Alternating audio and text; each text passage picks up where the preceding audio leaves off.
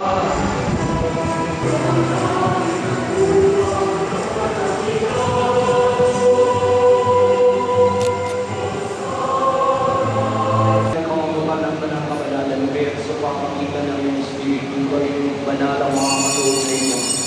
para sa amin ay maging katawan ng suwa ng aming Panginoong Kristo bago niya pinag-iisa ko sa loob na maging handog. Ginawa kanya ang tinapay, pinasalamatan kanya, pinaghati-hati niya iyon, iniyabot sa kanyang mga alagad at sinabi, tanggapin mo inyong lahat ito at kanin. Ito ang aking katawan na iyakan ko para sa iyo.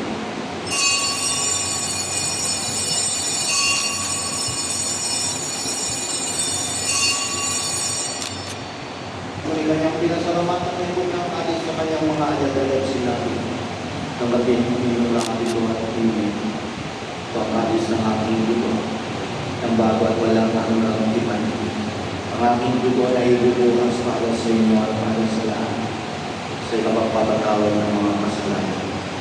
Gawin ninyo ito sa pag-alala sa akin.